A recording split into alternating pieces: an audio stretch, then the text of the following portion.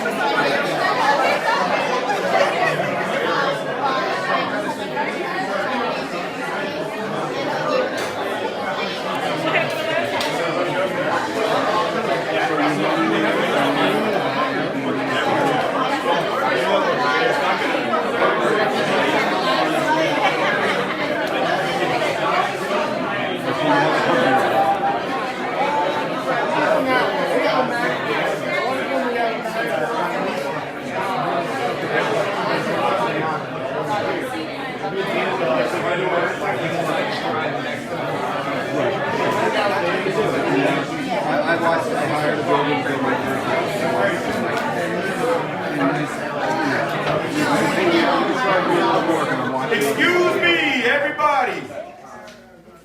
All right, that was good.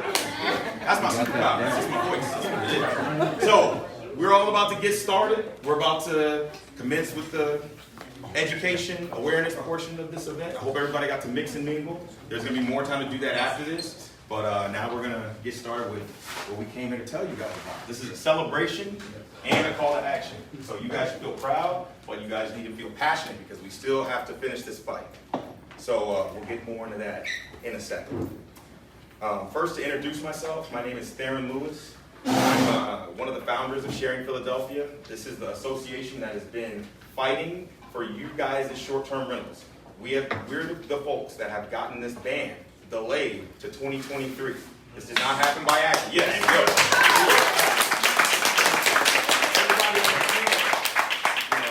they were pivotal in this.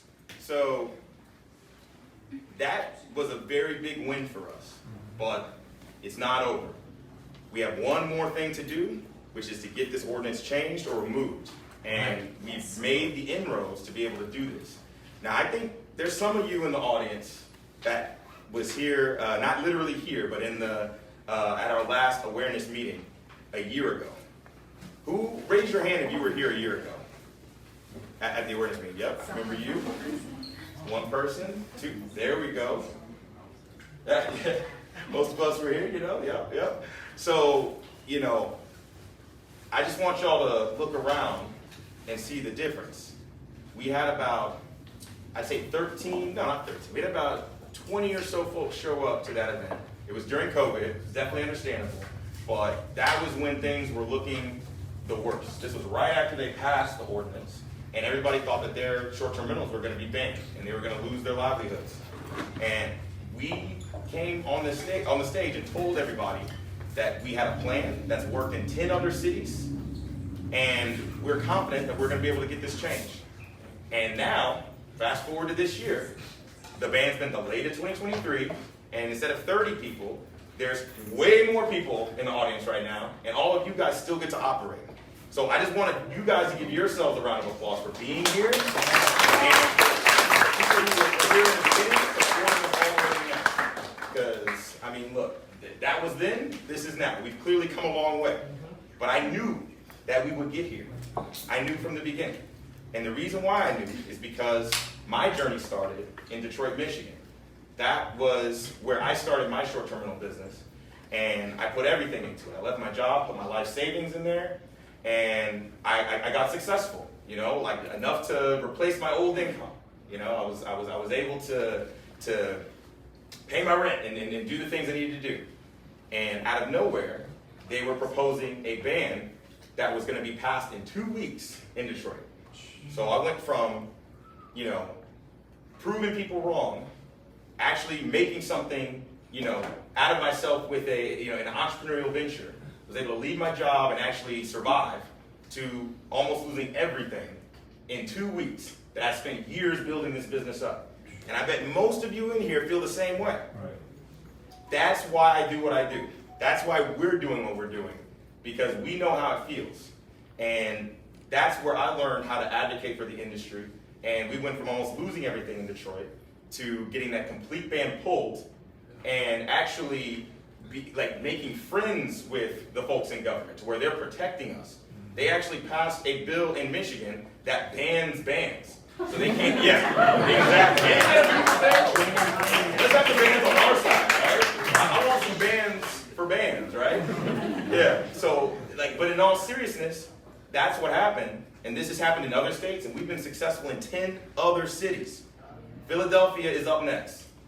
We've already been super successful, and we just need to do a little bit more to finish this fight. So that's why we're here. And first of all, what I really want to do is give a big thank you to the sponsors. We have Minute. They weren't able to make it today, but everybody who has their handouts, that's the one with the device on it. Yeah. That literally can single-handedly stop you from having issues at your short-term rental. I'm talking parties, smoking, disturbances. It's a revolutionary product, and they're supporting us. So I want to thank Minute, and we're going to go more into that in a second. And then I also want to thank Lazy Key and the founder of Lazy Key, Mason right now. This is, this company has provided that for us, and this is the owner of that company. And he's also a member of Sharing Philadelphia. He's provided logistics for this event. We really thank him. And I want to give you the floor if you want to say anything about how this, how much this means to you, because I know it does. All right, guys, it is our absolute pleasure to host this event tonight together with Airbnb and Sharing Philadelphia, talking on behalf of Lazy Key and Sharing Philadelphia. This event tonight together, we will determine the future of short-term rentals in Philly.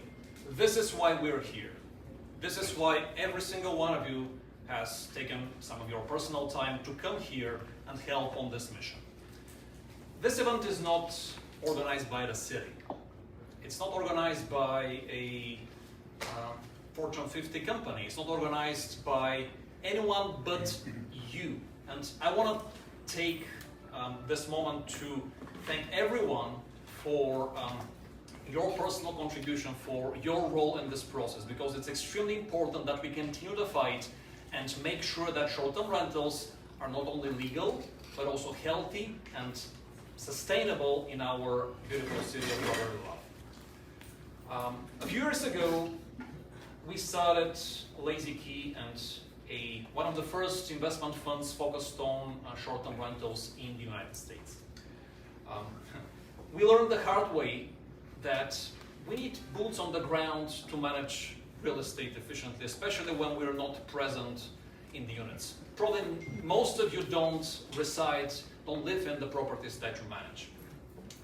And we never really knew what was happening in our rentals. If guests checked in or out, if they brought 50 additional people, if they're having a party, if they're happy, if they're sad, if they're potentially dangerous.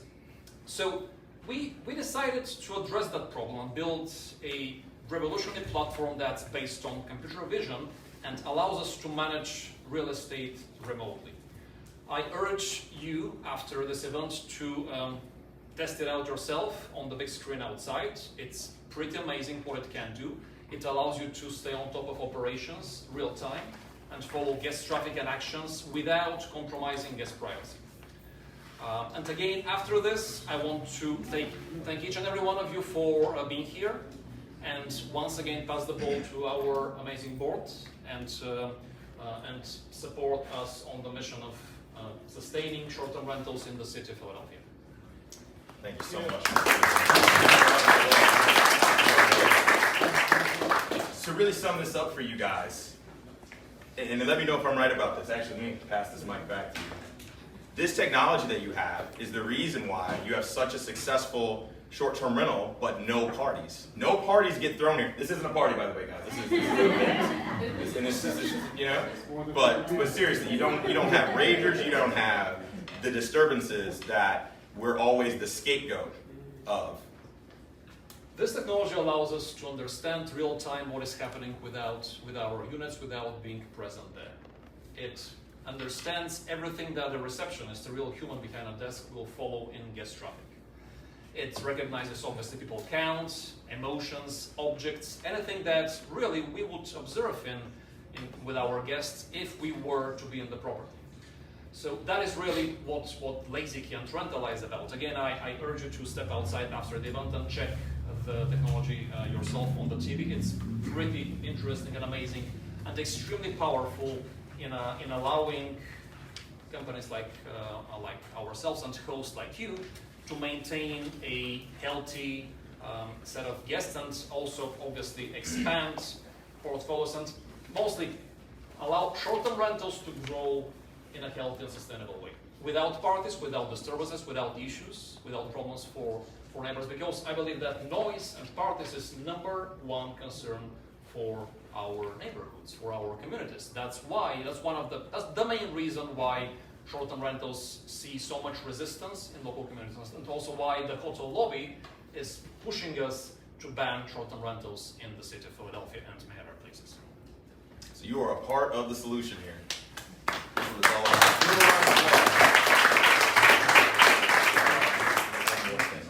So, and I want to announce one thing with regards to Minute, because they couldn't be here today, and like, you know, the sponsors that we have, like, you have someone who's local that's providing their space and providing their technology to solve the problems that we have.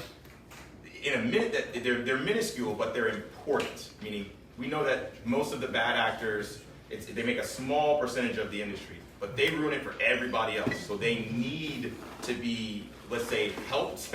We need to alleviate those. We need to remove issues from our industry like this. And you have a local individual who's here to provide a space and do things like this and provide these services to people. These are things that you guys should take advantage of, you know?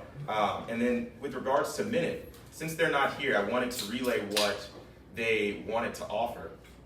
And just so you guys know what Minute does, it is a prevention tool. Now I'll say this, it's not as robust as LazyKey, and this is truly special technology, but this is something that we would love it to be a no-brainer for somebody to just pick that up and use it if they have 1 unit or if they have 20 units or something like that. But the more that we have these things in our properties, the less that the government can say that we are a problem. Because that's what they try to use, even though that's a really small percentage of the actual hosts here, and the actual hosts in the entire industry. So now this only happens if we reach our fundraising goal for the day. And that fundraising goal is $7,000. If that's reached, Minute will give everybody in this audience a device for free. For free. And 2 months free of services. So everybody has another way to prevent parties, prevent noise disturbances. This is what they want to do for you guys as community. And that's only for you guys. So I want y'all to give Minute a round of applause because they're doing that purely out of their own pocket. So if we reach our goal today, everybody here will get one for free. All right? Just wanted to make sure I said that. And now I would just love to continue the introductions to the rest of our great panel. Jose, if you wanted to go ahead and speak, he's another founder of Sharing Philadelphia and has been doing everything, you know, like on the ground and more to make things happen. He's been talking to council members. He has special like just he seems to have special access to all the council events just because people like him. Like Councilwoman Maria Quinones Sanchez. He made a great relationship with her, and she's one of our big supporters as well. So I'm going to go ahead and give you the floor. Well, thank you everyone for coming. I've been here since day one, literally. Been giving testimony before this ordinance passed. While I was in session, I helped organize an association with our lobbyists, even before Theory came on board. And I'm so inspired by seeing everyone here. I mean, literally when I started, I thought it was just me. Holy smokes, I'm gonna lose it all. I have all my eggs in one basket. I'm here in Philly. Like, they passed this, that's it, I'm done. I literally quit my job to start this. And in 1 year, I was able to literally replace my income, and this is my income. So for me, it's like very personal.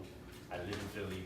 I have all my units in Philly, and just seeing everyone here compared to how it was last year. I mean, last year it was pretty hopeless, and now that we've been able to have it pushed back, now we have actually had council members, Department of Commerce, alumni, like we're at the table now. Like before, we wouldn't have been able to even have a conversation.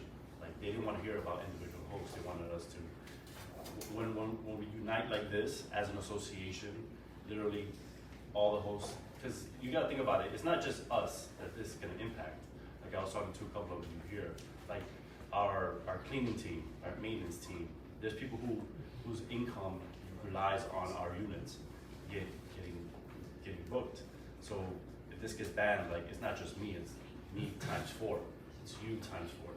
So I'm very excited. I've been fighting for all of you, for me, like since day one, and I'll continue. And I'm very optimistic that we could definitely get this pulled. I mean, evident we have Airbnb policy right here as it does.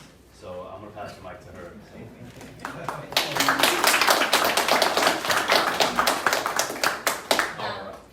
You know, I got it. Guys, so everybody always asks, hey, you know, what is Airbnb doing in this? Well, where's Airbnb at in this fight? Well, Kelly represents that in all of these situations. She has been a part of this since the first event we had last year. And we've been working constantly together, sharing information, you know, basically we're doing our part on the advocacy side, and then they're doing their part as well. And because of what we've been able to collaborate and do together, we're here today. And, you know, to show support, you know, you don't always get to talk to somebody from Airbnb in person. She's literally here in person to, you know, to talk about what this means to Airbnb, because we know that that's such a big thing. But probably everybody on here has their short-term rental on Airbnb, so you guys get to learn directly from Airbnb where they stand in all of this. So, yeah, please give a round of applause for Kelly. Thank you.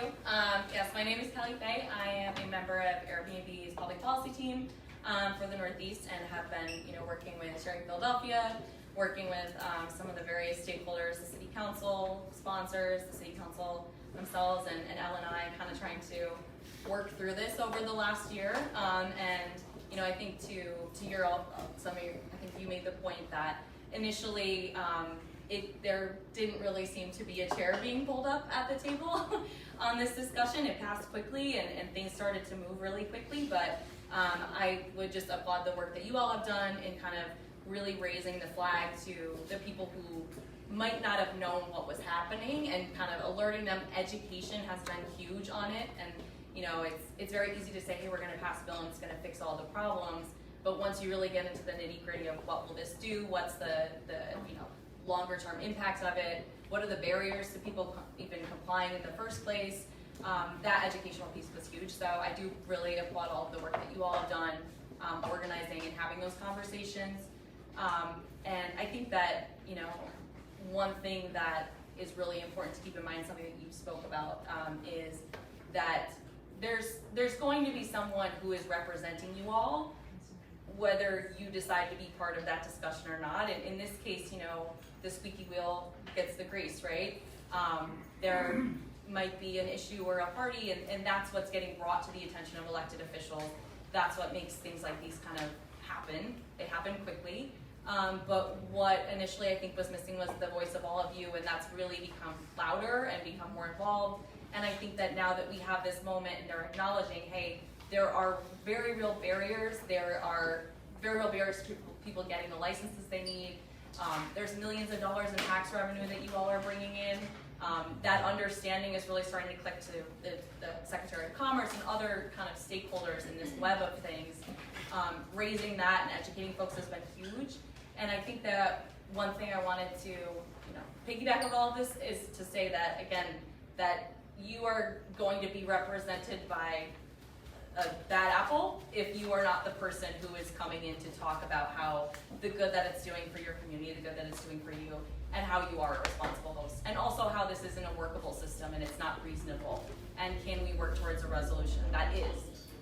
So I think just in the immediate, right, we have these next couple months, but representatives are coming back from vacation, city council is coming back from vacation. I think that it would be really great if everyone could take that first step and commit to making a phone call to their city council member who may have voted for this bill but not realize that this is what's going to happen. They may not realize the implications. And raising that awareness while we have this to build that momentum, because that has been just absolutely critical in getting this delay and to get everybody to kind of take a step back and say, what is actually going to be the impact of this?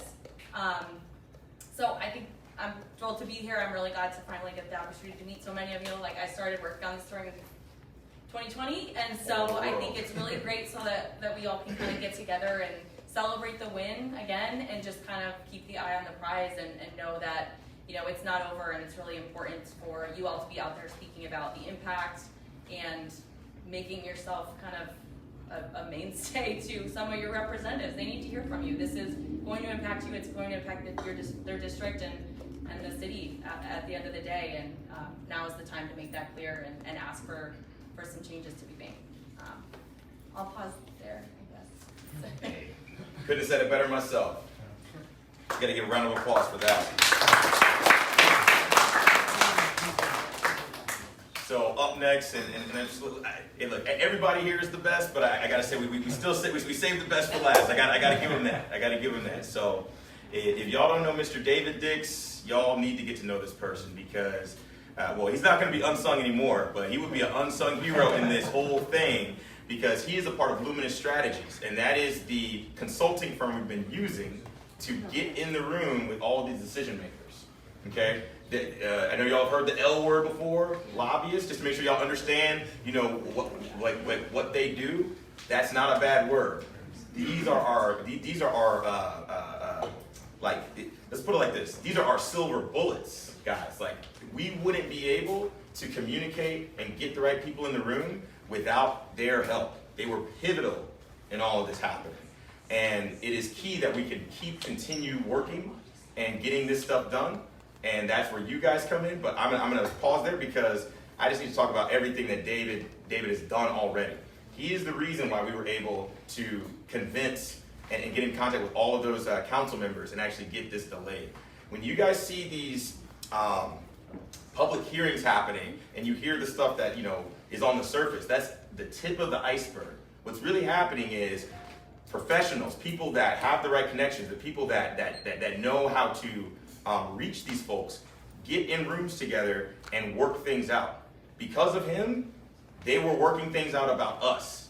We were at the table, and we're still at the table because of Luminous Strategy. So these are the folks that you guys have been graciously, providing your dollars to support, along with all of our operations at Sharing Philadelphia, and it's gone to a hell of a good use. That's all I have to say, because that's why we have this stuff delayed to 2023. So please give a big round of applause for Mr. David Dix.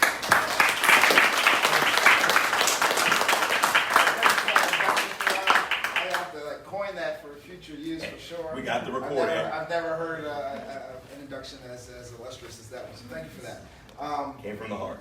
Bad things happen when they're happening in the dark. And this piece of legislation happened exclusively in the dark, without any input from most of the people in the room, without any input from the industry professionals who have seen this happen and promulgate in other cities, without them ever asking to hear your opinion, right? And Luminous Strategies was fortunate to get the call, but after this happened, after the council passed this 16-0, after the hotel industry weighed in heavily with their lobbyists and bevy of lobbyists to make sure that it was not only just a curtail on the industry, but a huge slash at the industry, ultimately leading to the demise of 70% of Airbnb operators in the city of Philadelphia. That was the goal, and it's such a nefarious one that we do have to take stock, as Theron said, in the success that we've already had. Right? So we got in late, we got engaged late, they had already passed the bill, and all this happened in the dark without our input. But I'm happy to report that in the last 6 months, we've had a lot of input.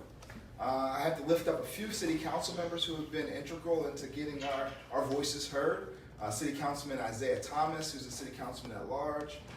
You already mentioned City Councilwoman Maria Quinona Sanchez, and as well as City Councilwoman Catherine Gilmore Richardson, have all, at first blush, understood how this affected commerce and business in the city of Philadelphia. Another huge point was when They brought in a new commerce director for the city of Philadelphia. And she was someone who was able to hear our pleas with fresh ears and fresh eyes without any of the kind of backstory that had happened before. And she was like, this doesn't make any sense. Like, there's no way we can implement this. There's no way we can do this in a safe way. And by the way, we're going to be losing out about $6 million in tax revenue, just tax revenue alone. And we'll be stifling a business that brings in $70 million in revenue to the city of Philadelphia. You have a $400 million budget in the city of Philadelphia. $6 million is significant. It's super significant. And the peripheral business that comes from all of you operators. I've heard people who host parents of children who were at CHOP for extended periods of time, who would not be able to afford to stay and see their children take the care outside of options like Airbnb. And you still have council people like Councilman Squilla who think that 70% of operators should not exist in the city of Philadelphia. So we have a very stark fight. Those members of council who have voted 16-0 last year and have not changed their position need to hear from the folks in this room. They need to know that there are operators right in their districts, right near their homes, right in their communities, right at their mosques, at their churches, who are supporting their families and their community through this industry. We also have to take this fight to the mayor's office. He's somebody who has conveniently been kind of detached from being firmly seated at this table. We've talked to the commerce director, we've talked to the managing director, Tumar Alexander, as recently as last week. We've talked to everyone except for the mayor, and we haven't really heard him weigh in on this. So my hope is that over the next 4 or 5 months, we as a collective are able to leverage in on the mayor and get him to weigh in on this, because he's somebody who can certainly appreciate how Airbnbs are a part of the economic ecosystem of the city of Philadelphia. I want to leave with 2 things that Tay started with. We need to ensure that this is healthy and sustainable. Yeah, they're going to bring up red flags. Well, you have parties, and there was a shooting in Pittsburgh. And then, I mean, these are the types of things they're saying. Like, we're not in Pittsburgh, we're actually in Philadelphia. They're going to bring up these things. But there's also an opportunity for us to be proactive, for us to be delivering solutions that we've seen work for ourselves, that we've seen work in other communities, and presenting those solutions as the ones that can mitigate the problem rather than just closing down the industry. We've talked about noise ordinance in the past. We've talked about a number of solutions, and I'd love for the panel to kind of offer those to the group, because I think that's where we should be centered. How can we kind of devise a program, devise a system that works for all of you, but also works for the city of Philadelphia? And there's heights in crime, there's heights in poverty, there are some things that the city has to deal with, and that we need to be in partnership with them on. So how can we make this healthy and sustainable? It needs to be all of our collective mission. And once we focus in and hone in on that, I think we'll find great, great success. Now I'll leave you with this final word. My hope, and I don't give any guarantees, but I'm pretty good at our job. My hope is to not ever have to deal with the implementation of CMX3 in the city of Philadelphia. Amen. We've gotten delayed twice. Gangbusters over the next 5 months to make sure that when 2023 comes along, they've come up with better policy, better solutions, and better systems that can implement a healthy and sustainable industry. Thank you.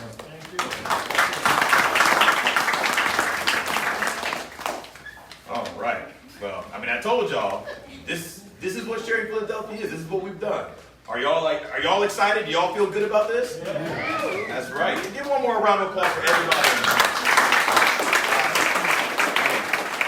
I'm probably gonna get sued for this, but I'm in a superhero outfit, so I'll say, look, this is y'all's Justice League right here. You know, we got everything. We got all the people that we need. We got Airbnb on board. We got the consultants on board.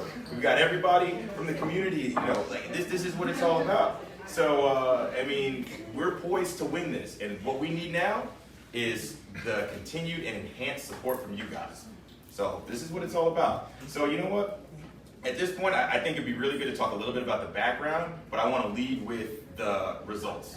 And we already hinted a lot at this, but you know, as everybody knows, at this time, the current ordinance, the enforcement has been pushed to January of 2023, which means none of the things that they proposed in that bill is being enforced right now. You're not being restricted on Airbnb. You can start a listing. You can do the things you normally are doing until that point. That's a very big victory. But obviously what's next is we need to use this time to unwind this ordinance or change it for the better. That's why they did this for us. They're like, hey, this is what we got for you. Now just keep this in the ether. Keep this, a public issue make sure that, that we're all still talking about this so that when they get back, when council gets back in session, the appetite is there to finish this off. Because that's really where it's at right now.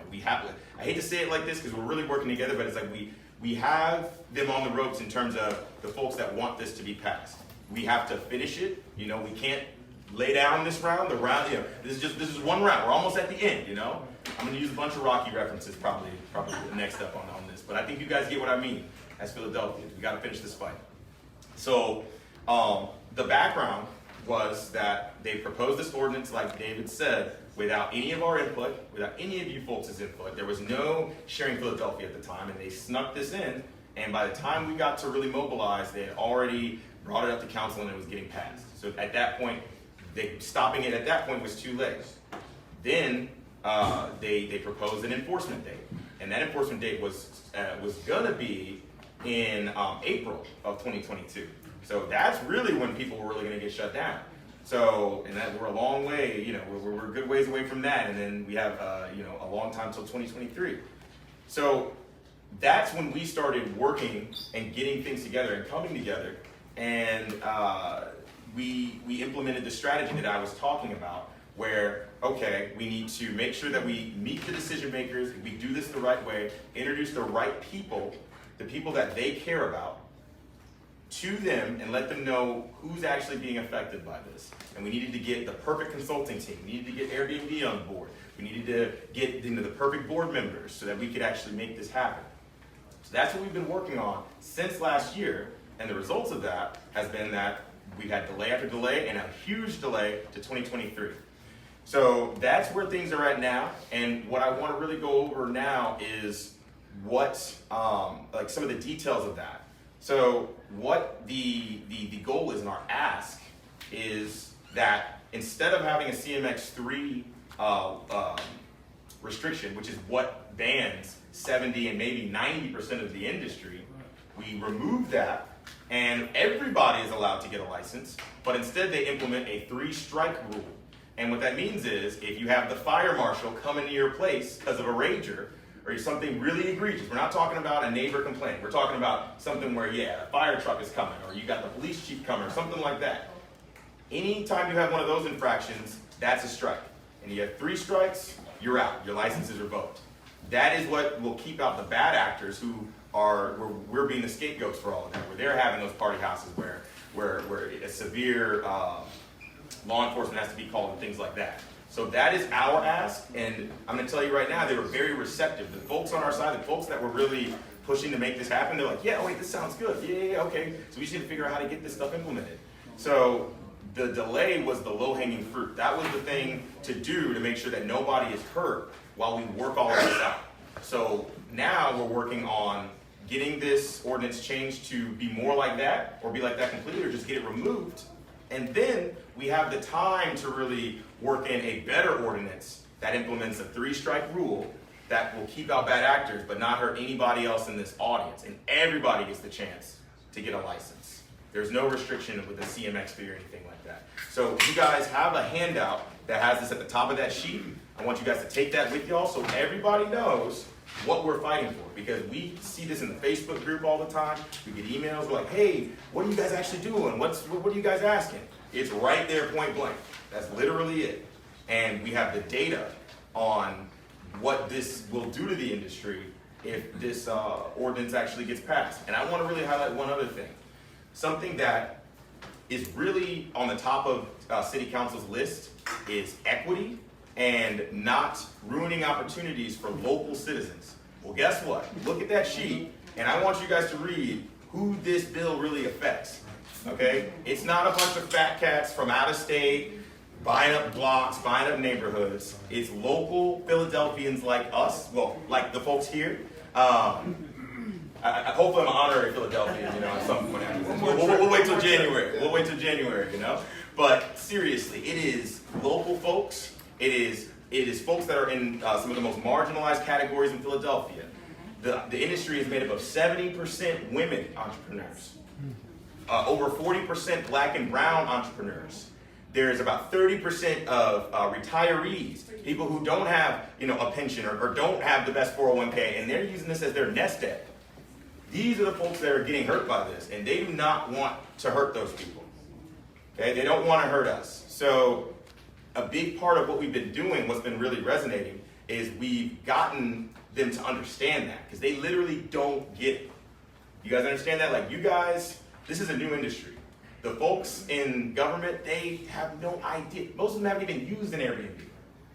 You see what I mean? Like, actually, no. I want, raise your hands if your parents have used a short-term rental. I'm not raising my hand either. And look, I'm big in the industry. No, they haven't. I booked it, and then they might have just came over or something. Okay? These are the folks that are in city government.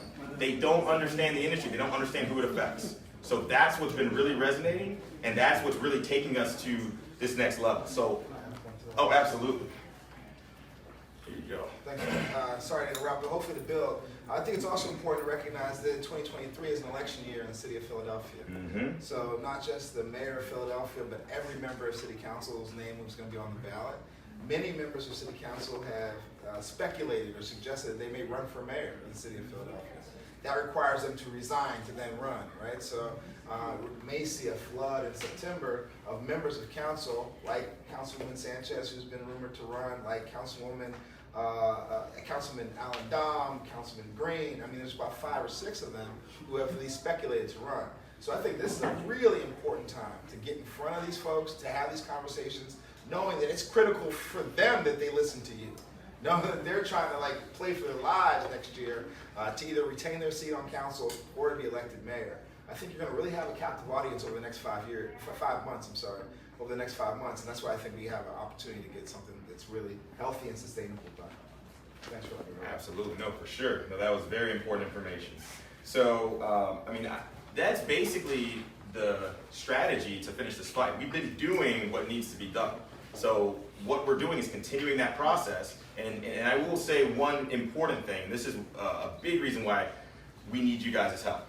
We need you guys' help on the fundraising side, and I'll go into that, but we also need you guys' help to reach out to your council members and make your voice heard. So if you guys have this sheet, turn it around, and it has a full instruction guide on how to contact your city council member. We need every single person in this room to do this. Contact them via phone. If you can't reach them via phone, email them. It literally tells you exactly what to say. It's very simple, but they need to hear from you.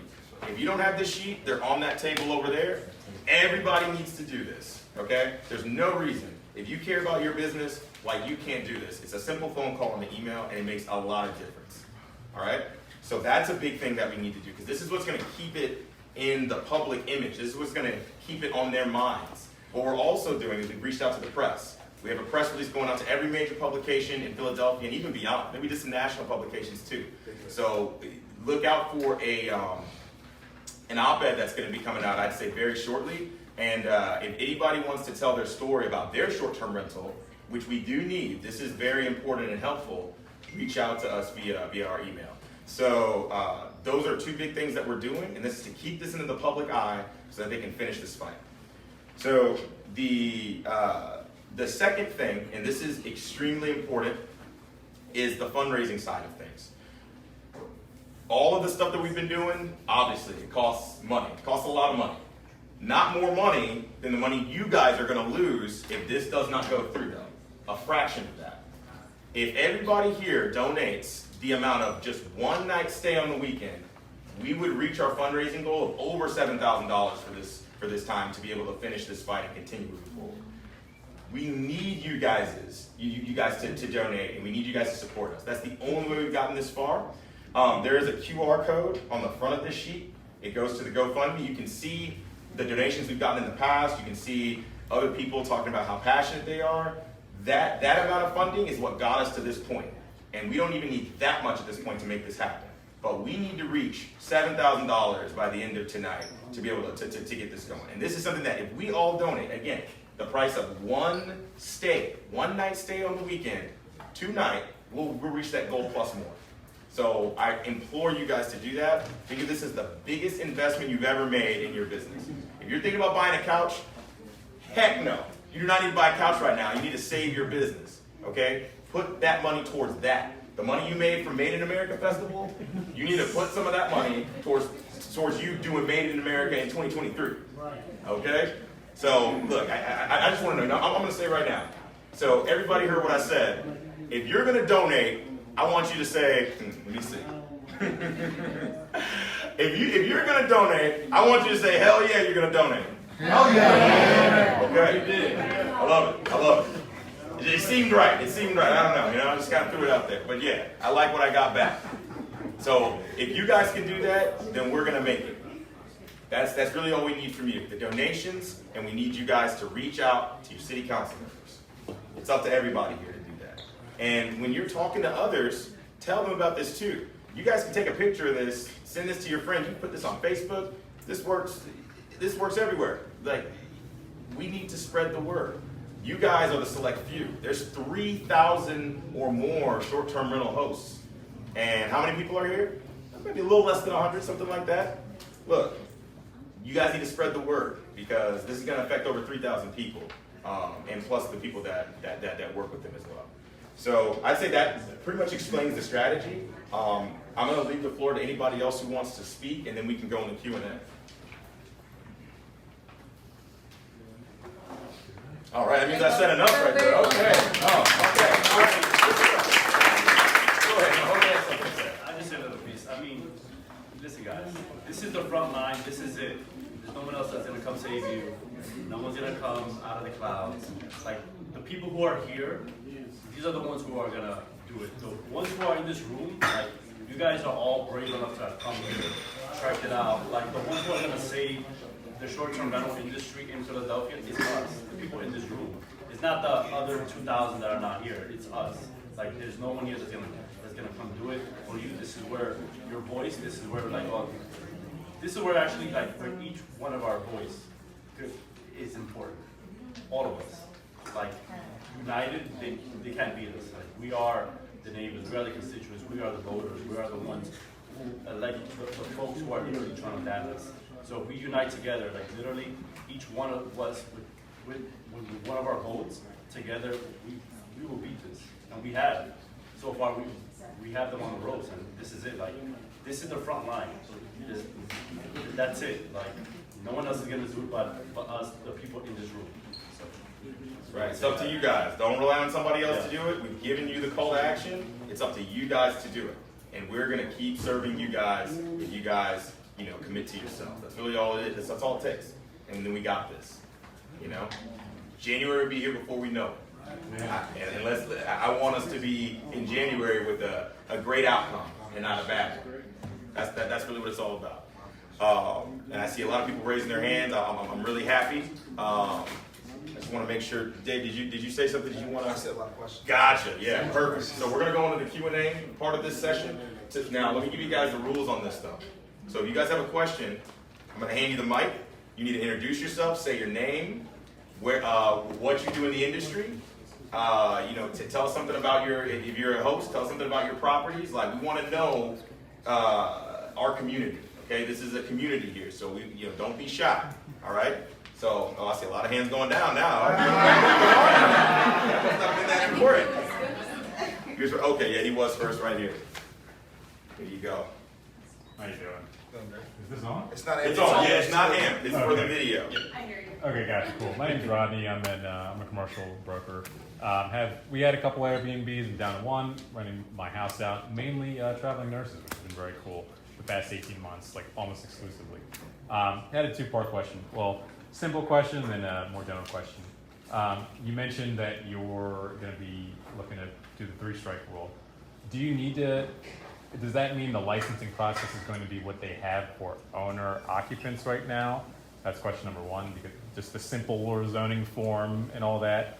And then second question is I can think of a few people that are not here that would probably want to either donate or be part of this. Do you guys put out content? I know there's a private Airbnb group that someone mentioned. Airbnb host of Philadelphia? Yeah. Do you have a YouTube channel? Are you putting out content places that we could just have something to share? Because I think this could grow real quick. Even just making simple couple-minute videos saying some of the things you're saying. For sure. So you know what? I'll answer the content part, but I'll leave it to the other panelists to answer the other questions, because they definitely know this stuff too. So on the content side, I've posted, so even the event in 2021, I posted it on my company's channel, STR Hero. And just to make the distinction, STR Hero, our organization is committed to saving the short-term rental industry worldwide. This is the organization that has applied the strategy to Sharing Philadelphia that has been successful in 10 other cities. So when I found out about what was happening in Philadelphia, I spoke to Jose, spoke to some other folks, and we were committed to starting Sharing Philadelphia with them and implementing that strategy. So in that, the events that we've done, I've posted that on the YouTube channel, so that's available nationally, but also the videos are on Airbnb Hosts of Philadelphia. So if you're not a member of that Facebook group, you guys should definitely sign up. That is where everybody congregates, like Airbnb-wise and short-term rental-wise in Philly. And that's where we post a lot of our info and updates. Another way to keep track with us, go to sharingphiladelphia.org and sign up to the email list. As soon as you go to that website, it'll have an email box that pops up. Put your email in there. All of our updates are emailed through there as well.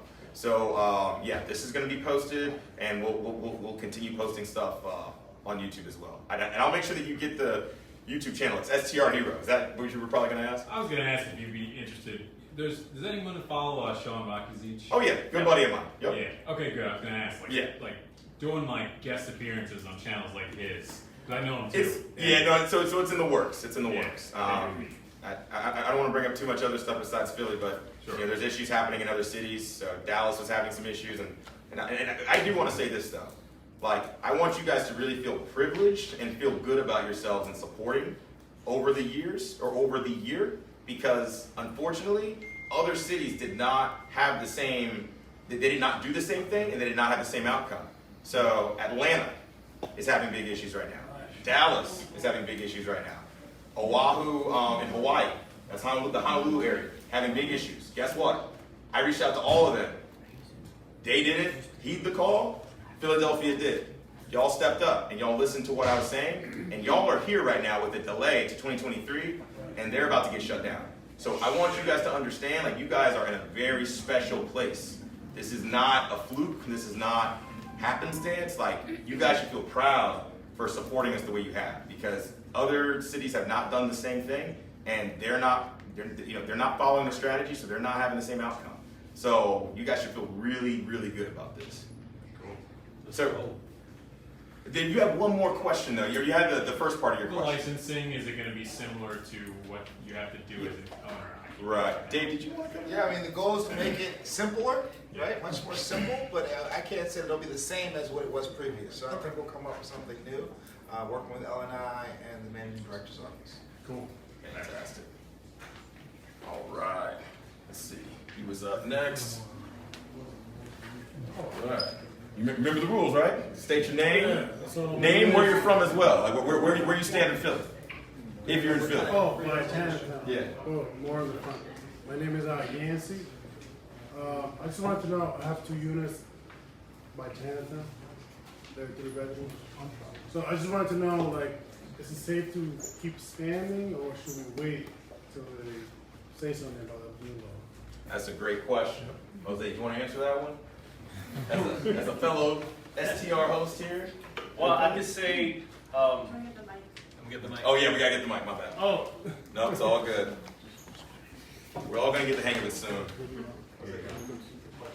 yeah, so the question was, given that it's been pushed back to January, should one continue to expand their portfolio, and that's what we wanted. I would say me, myself, expand cautiously, definitely optimistically, but I wouldn't buy property exclusively to do short-term rentals. If it's dependent on the law, but if you're confident that, I mean, there's many people who get demand. If you have the demand, if you have the traffic, if you rely on nurses. I get a lot of corporate stays, so I get people staying 3 to 6 months at a time. So I feel confident that I could have longer-term people, but I would say just expand cautiously, knowing that come January, we will try our best to beat it, and I'm very confident that we will, but you just never know. So that's what I say. I mean, I'm expanding, so, and I'm here. So. He's putting his money where his mouth is. You see what I'm saying? You have a follow-up. I just have like one more. What are the chances of coming near you? Like, what do you think? Like 90% chance of winning? Oh, they were. I mean, I guess I'll answer this because I get this all the time. Really? I mean, in all seriousness, and this is the thing, like, people have kind of, I mean, it doesn't look like it, but people have called me a little too humble sometimes, you know? I know it doesn't look like it at all, I play but, the probability game. yeah, right, so I'm never, even though we've never lost, I'm never the type of person to say, oh, we can never lose, it's 100%, like, I'm very conservative. Okay. Like, in every fight that we've won, we've never lost, again, and I was always conservative. I mean, seriously, at this point, I would say, you know, it was, my percentage would have been lower earlier on because there was just more unknowns. Okay. But now that we've reached council and we're, you know, like, again, you got to understand, like, we've connected, like, literally connected, where we got them, we have council members calling us directly. Do you see what I'm saying? Yeah. Like, not their staff, directly, like on speed dial. Do you see what I mean? So, I mean, I'd say before, I would say it was probably going to be a 70% chance. Now, I would say it would be more like 80 or 90%. I like So this. that's truly how I feel. I'm Right? gonna bet on Can I that. take that all? Absolutely. 90% chance. I would actually be way more conservative here, and I think it's important that we all recognize why. First, yes, we have achieved a lot in the last almost year. It's been quite some time, right? Yeah, it's been over here, technically. But guys, it's literally up to each and every one of us to get this fight going. Right. Without your individual support and your support and your support, without you reaching out to the right people, to the city hall, to your congressman, we will not get this done. Correct. So don't set your minds on the fact that this is a done deal. No, it's not. Right. It is really not. I actually would never advise you to invest in new units right now, unless they are CMX3 or above. I think that is a healthy compromise, and I think that's what we should be doing. Most of it, we should focus on finishing the fight. Exactly. That's really how you got to see it. I really like what Maytu said. And that's why, real quick before you start, I just want to say that's why it's not something that I've never said, oh, 100% we're going to do this, we're going to do that. It's even more so because I don't think of it that way. Remember, this was personal for me. So when I was doing it the first time, it was always just, okay, look, I don't know what's going to happen. We need to do this. I'm just focused on the mission at hand. Now we have a track record of 10 cities. So it's even easier to say, oh, we got this, we can do this. But no, I keep it the exact same way as before. Focus on the mission at hand. Y'all need to be focused on, hey, what's the chance of me actually calling my council member like I said I'm going to do? What's the chance of me donating so that we can keep all the operations going? That's what you guys need to be focused on. And I can say this for certain. When people focus on that, there's never been a loss. That's all I got to say. Am I saying that it's 100%? No. But when people, we haven't lost because people focused 100% on helping the cause. That's what you have to really think about now. You can't think about just percentages and then kick back and be like, oh, okay, I think we got this. So I'm really glad you said that, Maytu. That was a great point. So you're up next. Go ahead and introduce yourself. Hi, my name is Jenny. I'm a small business owner and also Airbnb host with 5 properties. So my question to you is, with this funding money, is do you already hire a lawyer to appeal this situation? That's a great question. So let's see. I guess I'll go ahead and answer this one. So no, I won't need the mic. And notice how in my strategy, what we talked about, we never mentioned attorneys, we never mentioned lawsuit, none of that, right? And this is why.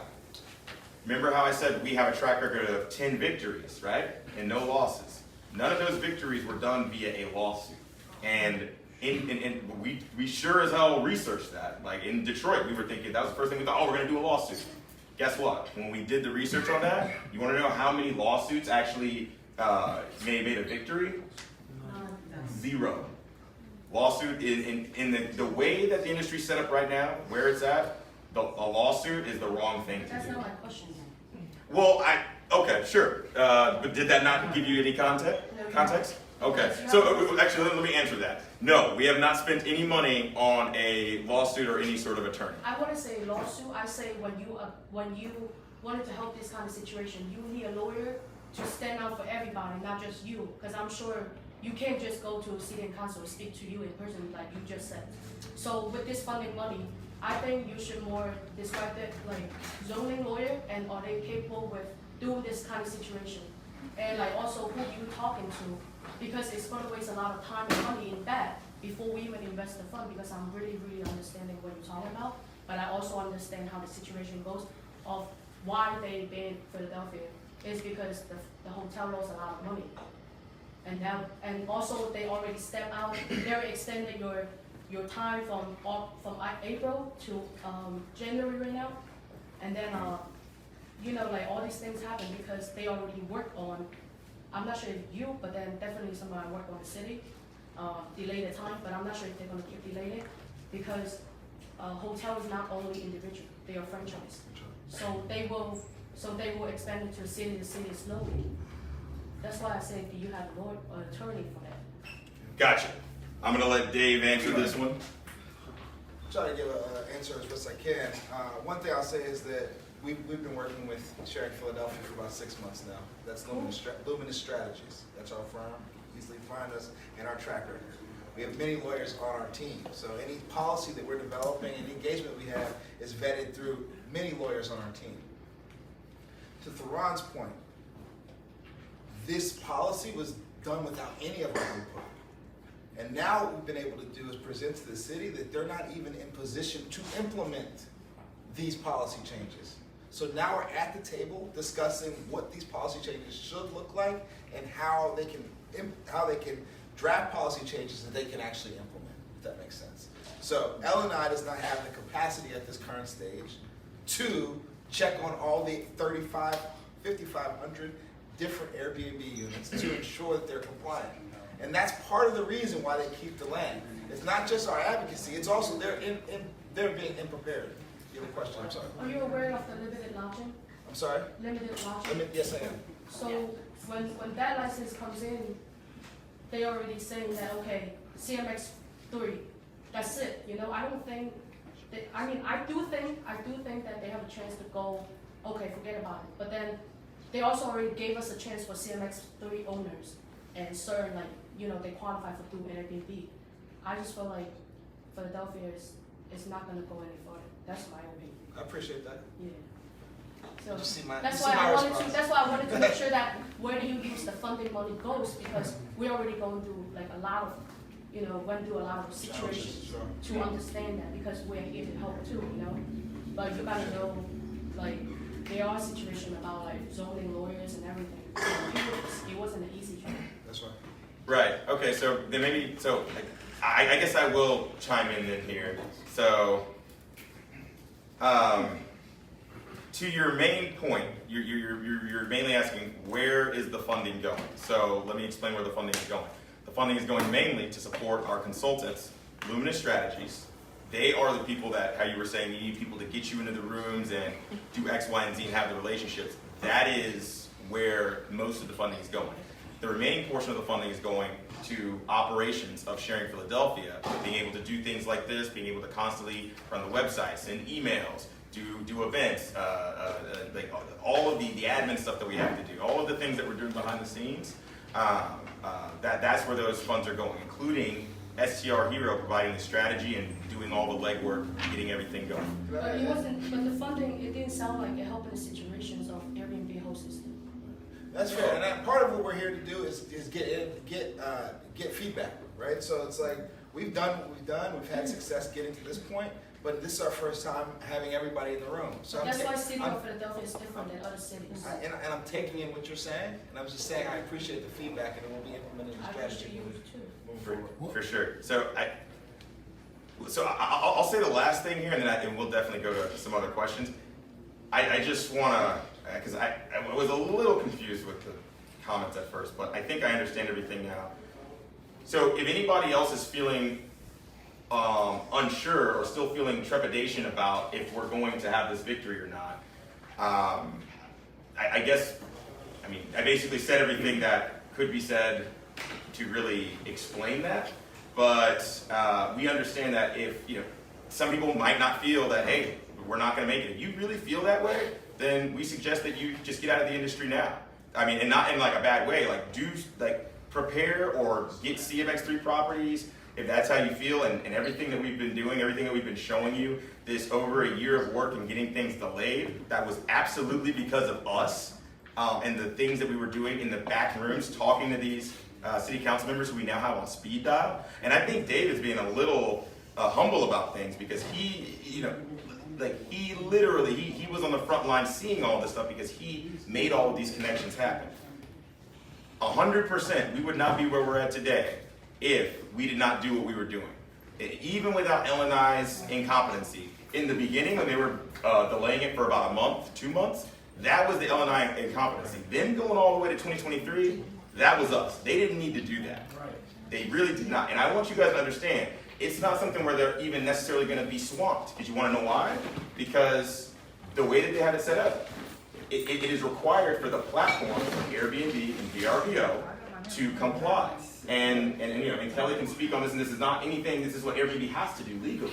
If they did not do that delay, Airbnb would already have the system set up to immediately remove people who are not compliant off the platform. It's not something that L&I has to lift. The platforms already have it in their system to do it, and that's what they have to do. That's not their fault. That's what the city is asking them to do. So I want you guys to know, like 100%, if we didn't do what we were doing, you guys wouldn't be here today. You guys wouldn't have a business today unless you were in CMX3. So I want to make sure that's clear. If anybody has any other feelings, I definitely, I know it's a scary time right now. I would say, I don't know how else I can convince you. And I think you should just, make your arrangements. That's what I would do if I didn't feel confident about it. But let me ask in the crowd right now, and raise your hand if you feel like that we're going to win this, if we keep doing what we're doing. Okay. Is the lady still here? Oh, she left. Makes sense. I don't know. I always makes you wonder if she had units at all. She might have been a mole. Who knows? But either way, it's all good. In all seriousness, it is okay. We're respectful for everybody. I just wanted to make sure that was clear. Yeah. Yeah, that was weird. I just had to make sure. My name is Afonso Nkrumah and I live in West Philadelphia. Mr. Dix, you touched on part of my questions earlier, but I have two quick questions. One is, since you've been talking to city council members, what has been the response you got from Councilmember Alan Dom, who I believe is a real estate developer or works in real estate? Condo King of Philadelphia. Yes. And also Council Members Kendra Brooks and Jamie Gaultier, who work on housing issues. Yeah. That's one thing. I'd like to know their response. Sure. And also, everyone in here knows that Philadelphia is notorious for unlicensed landlords and the property that they have let go and have been hazardous, and the fires that we've had in the city. Excuse me, real quick. Can you introduce yourself first? I'm sorry. I did. Oh, you did? Oh, apologies. I didn't hear Afonso Nkrumah. I live in West Philadelphia. Got you. Okay. Thank you. I remember you. You were on our Zoom call before. Yes. Now, I'm asking this about licensing and inspections and unlicensed landlords because L&I told me, and has told the news media, they did not have enough full-time inspectors to inspect every piece of property in this city that needs to be inspected. So even if you're successful in your efforts, they still have to inspect property to make sure it's okay. So that's a concern a lot of people have. And I think that's a legitimate concern. So thank you. Yeah, I'll do my best to answer your questions. Councilman Dom does not allow for Airbnbs in his properties. So, I'm sorry. In his property or his district? In his properties. He's an at-large councilman, so he doesn't have a district. But he's the largest owner of condos in the city of Philadelphia. He does not allow for Airbnbs in his property. So his position on this has been clear through his history. Councilwoman Jamie Gaultier has been supportive, and I imagine will be joining our coalition when they return in September, as well as Councilwoman Kendra Brooks. They both get the quality of life issue, they get the residential issue, and they want to find ways to mitigate the noise, the potential violence, and the disturbances that can come from it. Thank you very much. Go right here. I'm gonna get you next. I got you. Hello, my name is Mark. Yeah, you could be sure. I have a house in the lower part of Northeast Philadelphia. I rented it in 1992, purchased it in 1993, raised 2 children in that house. They are grown, they are moved out. I'd like to keep the house in the family. I got married, so when this fabulous lady was my guest, Samantha knew me right after my husband died. I was still living in the house. I moved out because I got married. So now I'm in the wonderful land of, according to the flow chart from L&I, I want to offer my house or apartment for short-term rental. Yes. Do I own it? Yes. Am I the primary resident? No. So then I have to get a zoning permit for visitor accommodations. Can't do that because I'm in a residential area. Okay? Now, so here we are. And meanwhile, I've been doing this before Airbnb was invented. My church, I grew up Mennonite, we have a book. It's called Mennonite Your Way. And it's been around since the 70s. And you look up an address, you contact them, you stay, you give them $10 a person a night, and an extra $2 for some meal. And we've been doing this. My grandmother did this in Malvern, Pennsylvania, back in the 70s. Okay? Human beings have been doing this. Probably when 2 people had 2 caves, they're like, oh, can I stay in your cave for, I'll give you a couple of buffalo skins. We've been doing this forever, okay? This is what people do not understand. This is the sharing economy, which is new, but it's like, 80,000 years old, okay? So here I am, I cannot get a zoning permit. I paid $100 for one last Friday, okay? I was told it will be denied. So, after it's denied, because it's going to be denied, okay? That's the way this works. So after I paid my $100 to say, so sorry, young lady, 57 years old, but here we go. So I also have to get an architectural drawing. That'll cost a couple $1,000s.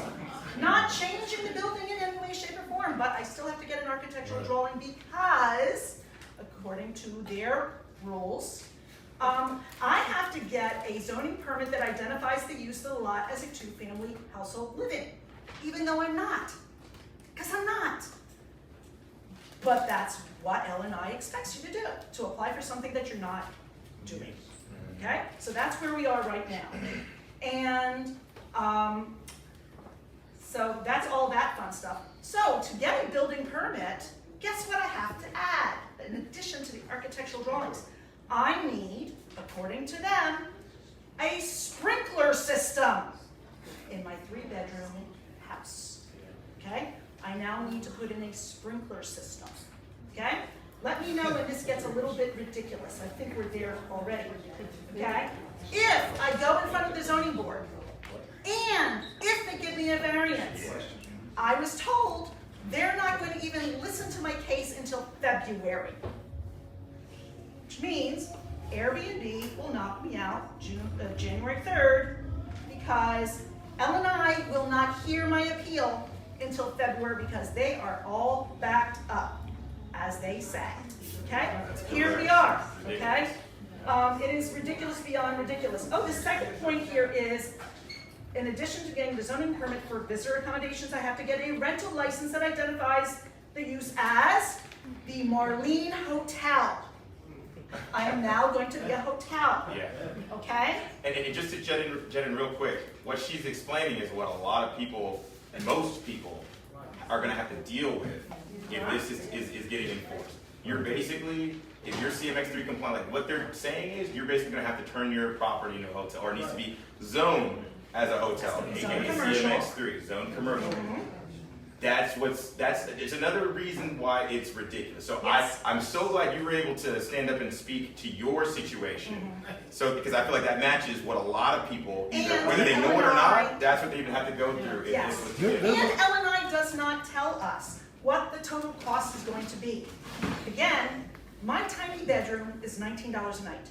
My middle-sized bedroom, it's only like a 9 by 9. It's a glorified closet, you know, but that's how it was built in 1927. My middle bedroom, it goes for $25 a night. My larger bedroom goes for $29 a night.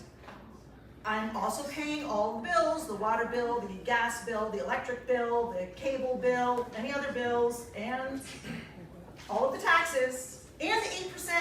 I've been paying the 8% because Airbnb has taken out the 8% hotel and occupancy tax. I've been paying that too. How am I making money? How am I competing with the Hiltons? I'm not so sure. Right. No, seriously. And I feel like with your question is like, well, how is this even supposed to work if I have to do all of this Has stuff? anybody gotten through this process? No. No. I'm so That's So, what, I that's want my to question. what she's saying.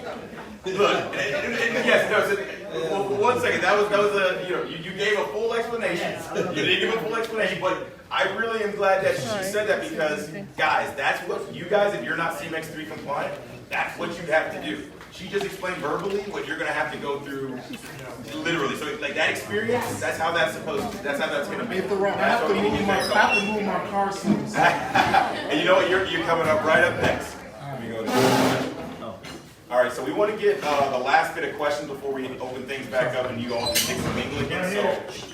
So everybody, one question, just be quick with your question. Under 20 seconds, all right, with regards to your question. Go right ahead, introduce yourself and give your quick question. All right, my name is Robert. I have a home in Philadelphia. I also consider myself a political op because I've had some inner workings with the city. I want to quickly just kind of clarify some things. So what the city did was that out of the total city of Philadelphia, over the past year, they rezoned some neighborhoods. So you have RM1 and RM5. So RM5 is zoned as single family. RM1 is multi-family. So you can still be a single family home in an RM1 neighborhood, which is good. So I have a single family home in an RM1. That's multi-family, so I can do the room rate. So Real quick, if you're living in it. yeah, if I'm living in it. Only if you're living in it. If you're not living in it, that's a totally different CMX3 ballgame. You basically got to be a hotel room. But if you're living in it, you have to be, what they propose is you have to be in an RM1. So you could go to atlas.phila.gov to see your, where you're zoned. So I just wanted to put that out there. In general, so my question is two parts. One is, Remember, we gotta keep it quick. I appreciate you though. Two parts. Okay. yeah, I'm gonna keep it quick. In two parts. So one, can we petition? Because on election day, you can, if we get enough signatures, you can put it on a ballot. Do you think that's a strategy to pull it on a ballot to let the citizen vote? Okay, no. Okay.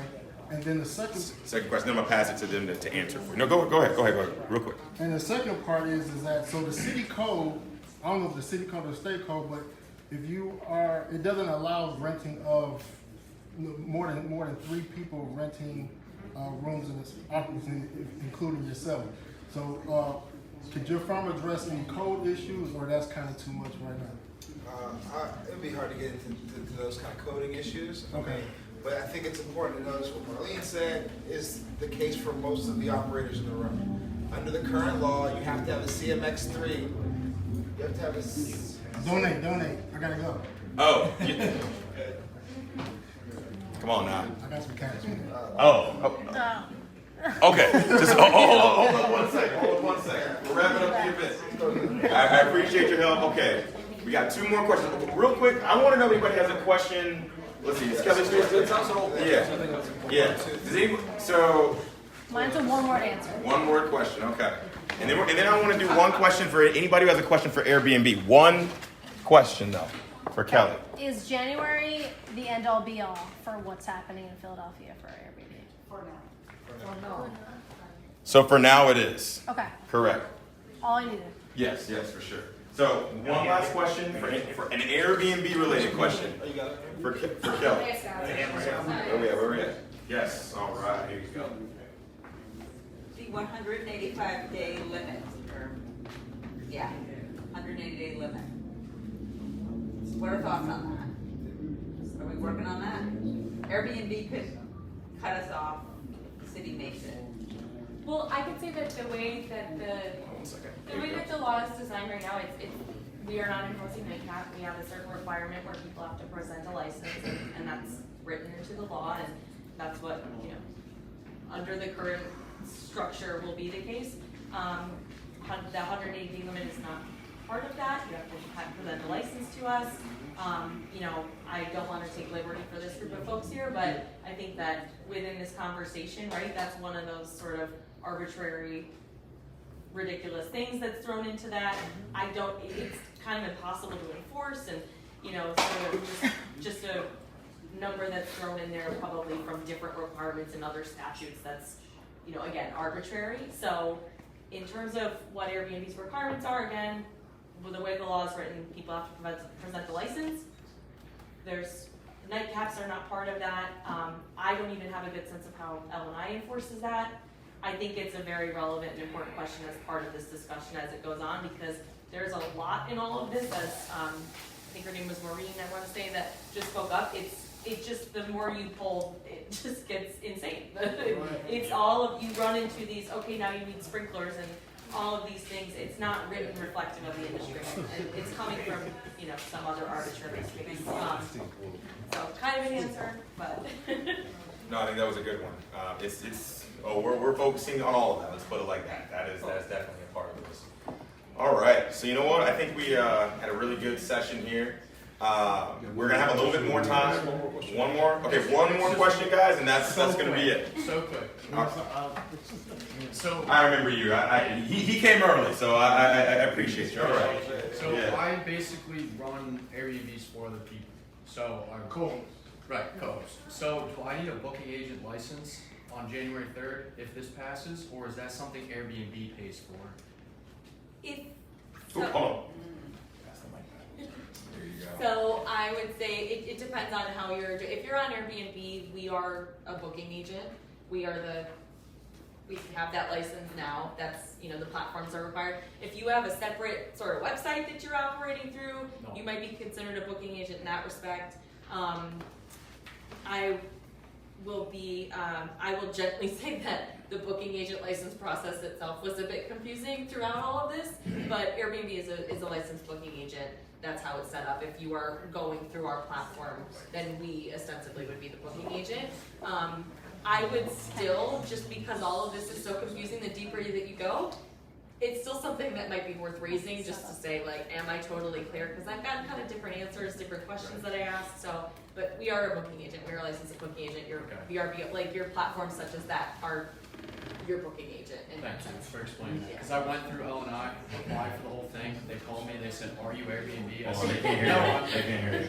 So I went through L&I. I applied for the whole process. By the way, this cost $7,000. Yeah. My business would. And I'm gonna raise that up in a second. Right. So my business would have went under at this point. Yeah, Small sure, start. sure. Right. So I went all the way to L&I.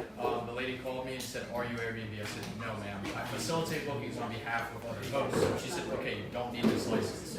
But again, there's a lot of speculation. So yeah, I can add a little bit more clarity. So yeah, they're talking about the $7,000 permit that for booking agents. Listen, I can say that the intent for that was for, again, sites like Airbnb, VRBO. That is what they're considering as booking agents. I'm not speaking on everything, but that is not something that was a very low hanging fruit of oh no. That's not what they're trying to impose on hosts or people who do co-hosting or property management companies. Now, if you're trying to be another Airbnb or a VRBO, that's a different situation. But I don't think anybody in this room is trying to be the booking agent and take bookings like Airbnb does on that level. Is that correct?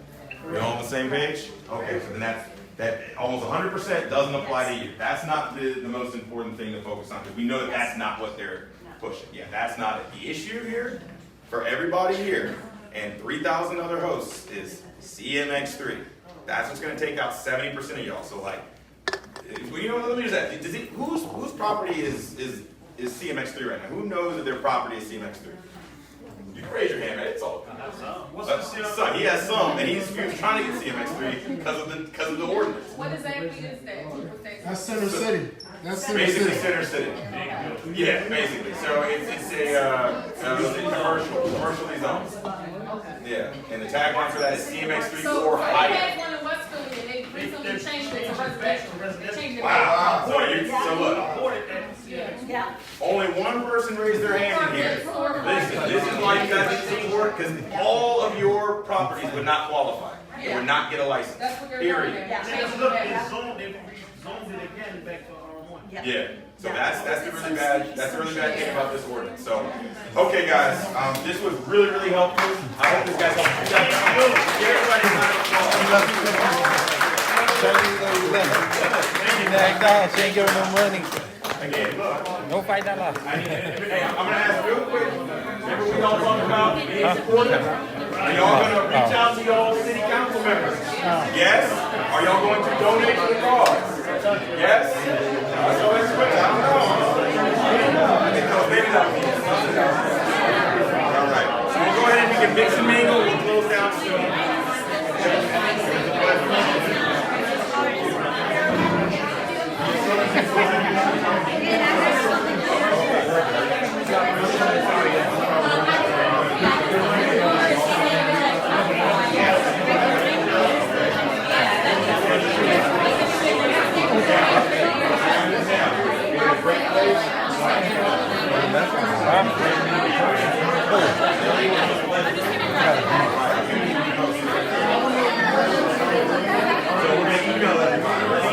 Do you want a chip? Vinegar? Yes. Yeah.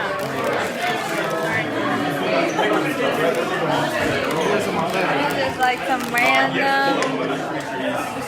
Grab your papers. Hold on, one more second. Take a